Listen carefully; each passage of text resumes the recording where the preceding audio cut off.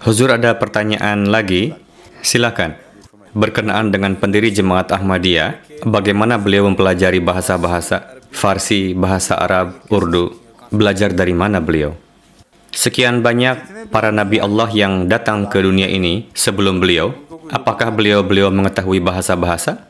Belajar dari siapa? Dari Allah Ta'ala. Huzur bersabda, dari orang tuanya.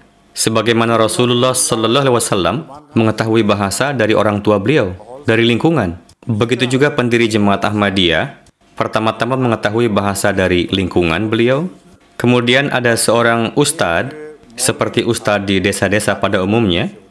Ustadz tersebut mengajarkan pendidikan dasar kepada beliau ketika masih kecil. Sebagaimana tradisi pada zaman dulu, alih-alih mengirimkan anak-anak ke sekolah, memanggil seorang ustadz untuk mengajar anak-anak di rumah, mengajar bahasa Arab dan juga Farsi.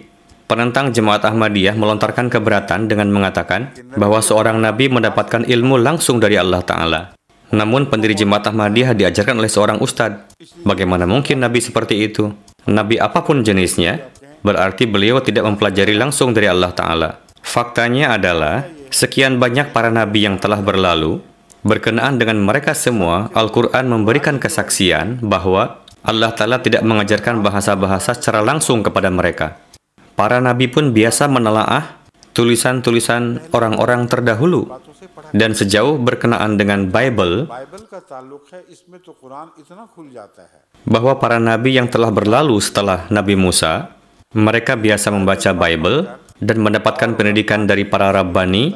Begitupun para ulama Yahudi mendapatkan pendidikan daripada mudarris dan juga mempelajari Bible, dan para nabi pun terlahir dari kalangan mereka. Jadi anggapan keliru tersebut adalah buat-buatan para maulwi, dan yang menjadi latar belakang dari pemikiran tersebut adalah bahwa Rasulullah Sallallahu Alaihi Wasallam disebut sebagai ummi oleh Al-Quran. Para maulwi mengatakan Rasulullah adalah ummi. Artinya, beliau Sallallahu Alaihi Wasallam tidak pernah menuntut ilmu di suatu madrasah. Untuk itu, kita terpaksa mengakui bahwa Allah Ta'ala lah yang mengajarkan semua ilmu kepada beliau. Itu memang benar. Namun, apakah itu keistimewaan Rasulullah saja? Atau semua nabi pun begitu? Jika memang setiap nabi adalah ummi, lantas apa keistimewaan Rasulullah Sallallahu Alaihi Wasallam kalau begitu? Apa kekhasan beliau? Kenapa hanya beliau saja yang disebut sebagai ummi? Berarti Rasulullah merupakan salah satu di antara 124.000 nabi yang ummi. Alhasil, sebutan bagi beliau sebagai nabi yang ummi menzahirkan bahwa ini merupakan perlakuan yang istimewa dari Allah Ta'ala kepada beliau, yakni wujud yang akan dijadikan sebagai guru bagi seluruh dunia, tidak pernah menuntut ilmu walau hanya alif ba saja, melainkan Allah Ta'ala sendirilah yang menganugerahkan seluruh ilmu kepada beliau.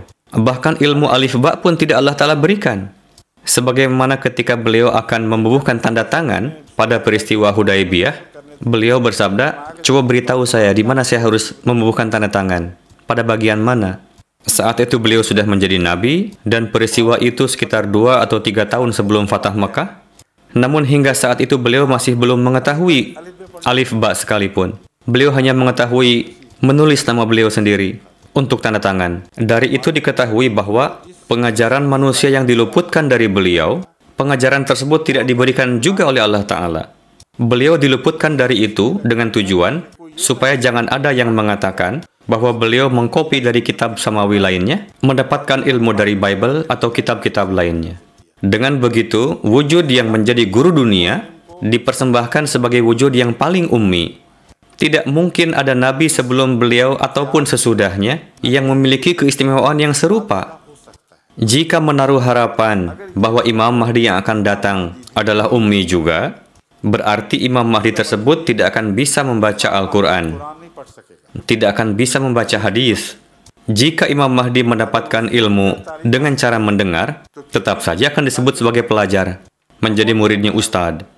Jika Imam Mahdi tersebut diletakkan di suatu tempat, supaya jangan sampai terdengar suara apapun oleh telinganya, baru dia akan menjadi ummi. Kalau begitu lantas, apakah Quran akan turun lagi kepadanya? Apakah hadis-hadis akan turun lagi kepadanya? Untuk itu sungguh keliru keberatan yang menyatakan bahwa pendiri Jemaat Ahmadiyah belajar dari seorang ustadz. Faktanya, para nabi semuanya menuntut ilmu, yang ummi hanya Rasulullah Sallallahu Alaihi Wasallam saja. Oke? Terima kasih Huzur. Jazakumullah, syukriya.